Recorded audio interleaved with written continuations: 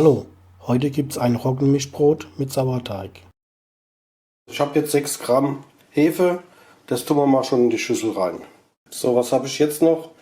Das braucht er nicht, aber ich mache das noch dabei. Das sind die alten Krümel vom Brotaufschneide vom letzten Brot. Das mache ich auch gleich mit in die Schüssel. Dann brauchen wir genau 600 Gramm oder ml Wasser.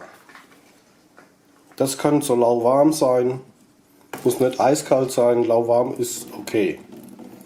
Also 600 Gramm, 500, 606. Das ist kein Problem, es darf ruhig ein bisschen mehr oder weniger sein, das macht gar nichts. Dazu kommen 90 Gramm Sauerteig. So, das ist jetzt aber gerade mein Rest noch. So, wir haben ja hier unsere Mischung Hefe, Sauerteig, also 10 Gramm Hefe, 90 Gramm Sauerteig, 600 ml oder Gramm Wasser. So, das müsst ihr gut aufrühren, dass sich es auflöst. Dann kommt das Mehl dazu. Und dann benutzen wir 280 Gramm Roggenmehl, 1150er ist das, also 280 Gramm. Wiegt genau ab. So, 280. Und dazu kommt jetzt Weizenmehl Typ 55, 570 Gramm. 571 passt. Also so ungefähr wird es dann aussehen. Das war das letzte Brot, weil es so gut war, backe ich das jetzt nochmal nach. Wahrscheinlich wird das jetzt noch besser werden. Also wir haben jetzt 280 Gramm Roggenmehl, Typ 1150 und Weizenmehl Typ 550, 570. Dazu mache ich Backmalz. So ein schwach gehäufter Suppenlöffel. Das ist für alles gut, das macht den Teig weich, das macht den Teig fluffiger, das macht eine schöne Kruste, ist für alles gut. So, und dazu kommen noch 22 Gramm Salz. Ich nehme allerdings immer ein bisschen mehr, ich nehme 25 Gramm, aber das könnt ihr machen, wie ihr möchtet. Also normal 22 Gramm. Das tun wir jetzt mal gut verrühren und dann tun wir es in die Maschine zum Kneten. Einfach gut aufrühren. Das könnt ihr natürlich jetzt auch gleich in der Maschine machen. Also Salz erst reinmachen, nach dem zweiten Kneten, weil das hemmt dann auch ein bisschen die Hefe und ist nicht so gut. Deswegen erst später das Salz. Wie gesagt, ich nehme 25 Gramm, ihr könnt gern 22 Gramm nehmen. Das ist jetzt soweit fertig war. Die Maschine schon. Und wir haben ganz genau eine Gesamtmenge von 580 Gramm Mehl. So, umgefüllt. Wie gesagt, das könnt ihr auch gleich im Topf alles anrühren. Ich mache es halt wegen Video jetzt so. Das tun wir jetzt 5 Minuten auf langsamer Stufe kneten und 5 Minuten auf schnellerer Stufe. Das ist ganz wenig Arbeit. Das sind 2 mal 5 bis 10 Minuten und dann ist es fertig. Nur noch die Gehzeit und die Backzeit und ein bisschen Formen. Ihr habt wirklich überhaupt gar keine Arbeit. Das könnt ihr ganz relaxed machen. Über ganzer Tag, über 2 Tage, ganz egal. So, kleine Stufe.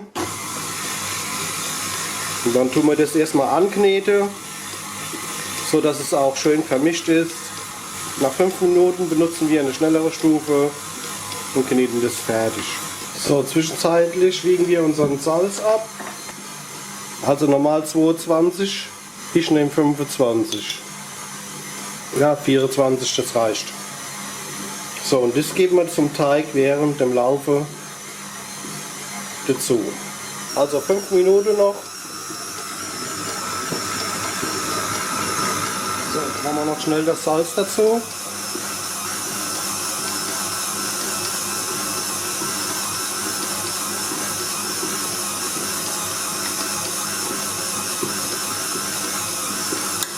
Salzen wir erst ganz zum Schluss am besten. Und das sind jetzt noch 2 Minuten und dann ist es ja auch schon fertig. So, also sieht es mal schon aus. Und der Teig, der lassen wir jetzt hier in der Schüssel. Das tun wir einfach nochmal zum Balle formen in der Schüssel und lassen das hier mal 2 Stunden in der warmen Küche stehen. Ich leg mal ein bisschen ab. Dann kann das mal 2 Stunden hier gehen. Ganz gut einmehle. Ja, ich arbeite das erste Mal mit. Ich musste da auch ein bisschen zurechtkommen noch mit. Ich hoffe nur, dass mein Brot nicht drin anklebt. Aber es sollte dann funktionieren. Und da machen wir auch ein bisschen Mehl noch. Mario's Channel. Und gebe uns seinen Teig auf die Arbeitsfläche. Da könnt ihr mal sehen, wie das aussieht. So sieht es schon nach 3 Stunden aus. So, das tun wir hier ganz sachte rausgleiten lassen. Ohne da viel was rumzudrücken dran.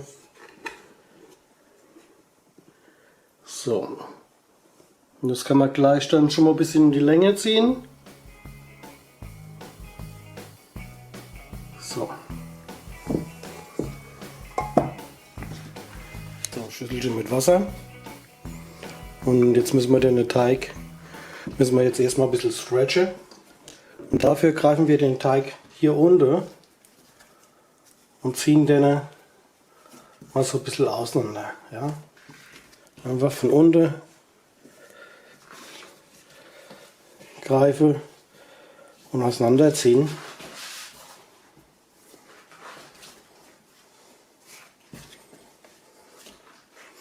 Immer wieder ein bisschen die Hände befeuchten.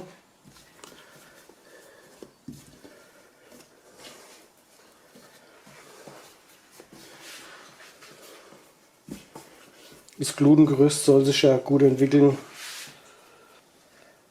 So.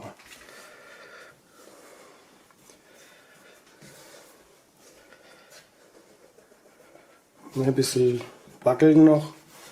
Nur kann man das schön auseinanderziehen. Sollte natürlich nicht einreißen.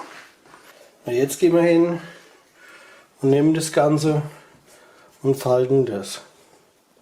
So, eine Seite auf die andere. Ja. Und dann habt ihr schon, ihr habt ja gesehen, der Teig war ja etwas feucht, das soll aber auch jetzt so sein. Tun wir das Ganze mal ein bisschen einmehlen. So, jetzt kann man das dann nochmal so ziehen und nochmal so zusammenlegen. Und genauso von dieser Seite natürlich auch. Es gibt verschiedene Techniken, jeder hat da sein eigenes Ding. Ich ziehe es jetzt da nochmal ein bisschen rum. Und da nochmal ein bisschen rum. Und dann mähle ich nochmal ganz kurz. Nicht zu viel mähle. So, jetzt kann man das auch schon, seht ihr, kann man das auch schon anfassen. Jetzt ziehe ich das so rum und unten wieder zusammen. Und dann kriegt der Teig eine tolle Spannung. Seht ihr ja die Gasblase schon drin.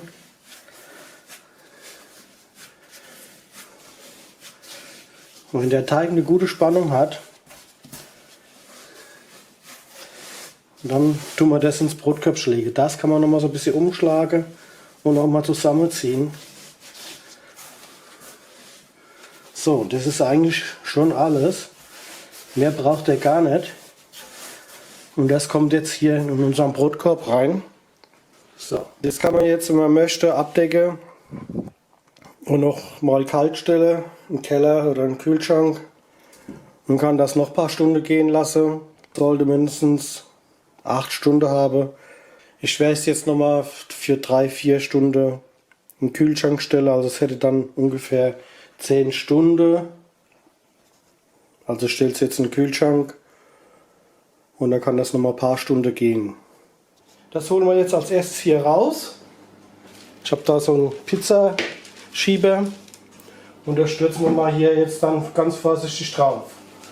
In der Hoffnung, dass es rausgeht. Aber bin ich zufrieden, ist super rausgegangen. Jetzt müsst ihr das Brot einschneiden.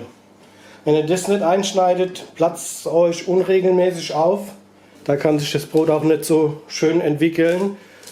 Ich gehe mal hin, das was jetzt dann so ein bisschen zu viel an Mehl ist, das bürstet sich jetzt ein bisschen runter noch.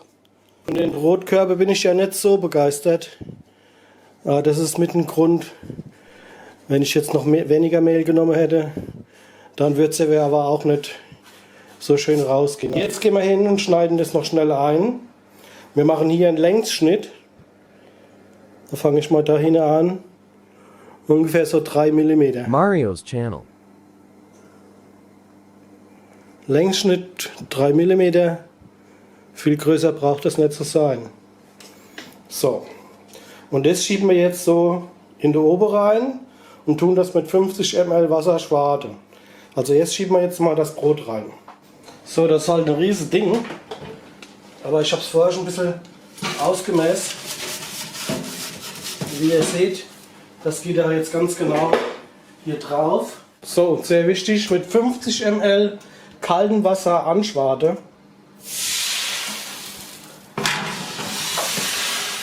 Wir lassen das Wasser ab, so nach einer Viertelstunde. Könnt ihr mal schon mal sehen, wie das sich aufgebauscht hat. Und das jetzt halt ohne Form. Aber das kommt davon, wenn man das gut stretchen tut, gut ziehen tut und falten tut, und dann kriegt das Brot eine Spannung. Dann hält es auch und geht nicht in die Breite, sondern geht in die Höhe. Und wenn alles stimmt, dann wird es auch super. Nur der eine Fehler, was mir jetzt passiert ist, wieder, das ist halt diese Gehzeit. Ich bin dann im Bett eingeschlafen und es hat im Warme gestanden zum Gehen. Das macht einfach sich nichts, das kann auch im Warme gehen. Nur musste ich das jetzt früher backen. Also die Gare war schon zu weit. Und deswegen hoffe ich, dass es wenigstens innen drin noch gut aussieht. Gut, ich will jetzt nicht mehr länger erzählen. Ich mache jetzt wieder zu und wir backen mit 230 Grad backen wir weiter. Also ich habe es die ganze Zeit auf 250 gehabt. Ich glaube, ich habe vergessen zu sagen. Und wir backen mit 230 Grad weiter. Also Viertelstunde Schwarte und ungefähr nochmal 45 Minuten, 35 bis 45 Minuten backe mit 230 Grad. Also die 15 Minuten werden gespart mit 250 Grad, dann gehen wir runter auf 230 Grad. Verrate ich euch noch einen Trick, zwischendurch immer mal wieder den Ofen aufmache, umso bessere Kruste kriegt ihr, weil der Hintergrund, da ist es immer noch Feuchtigkeit drin und einfach wieder ein bisschen die Feuchtigkeit ablasse und wieder zumache. Das macht gar nichts, könnt ihr ruhig machen. Ich gucke jetzt mal, das sieht nämlich so aus schon, als ob das Brot schon fertig wäre. Also laut Bräune und laut Geruch, ich gehe mal auf Geruch und Bräune, wäre das schon gut. Ich lasse es jetzt noch mal ein bisschen, ich drehe es jetzt noch mal rum auf die Seite und lasse es noch mal ein paar Minuten drin. Dann dürfte das auch gut sein. Ja, das hört sich dann ganz gut an. Also 5 Minuten kriegt es noch. Dann hat es eine Zeit, Komplettzeit von genau 45 Minuten. Also dieses Brot ist mit 45 Minuten fertig. Kommt natürlich dann auf den Backofen an. Also jetzt gefällt mir das ganz gut, das Brot. Schaut es euch an, wie toll das geworden ist. So, also so sieht es aus. Das muss jetzt natürlich abkühlen. Ich lasse das jetzt mindestens für 2 Stunden runterkühlen, weil es ist ja eine Hitze drin, das ist Wahnsinn. Und das braucht mindestens 2 Stunden, bis es richtig kalt ist. Schon kriegst du keinen gescheiten Anschnitt hin, weil das möchte ich euch ja noch zeigen. Aufs Abendbrot. Und so ein Brot kannst du überhaupt gar nicht vergleichen wie das, was du beim Bäcker kaufst. Selbst gemacht schmeckt einfach besser. Ihr wisst ja, ich mache meine Wurst alles selbst. Und das ist einfach nur ein Traum, wie das alles schmeckt. Das ist Wahnsinn. Total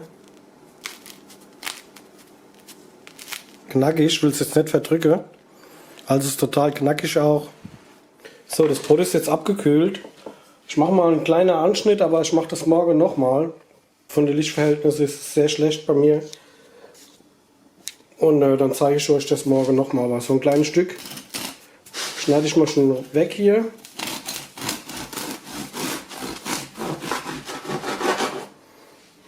Ja, das sieht doch ganz gut aus.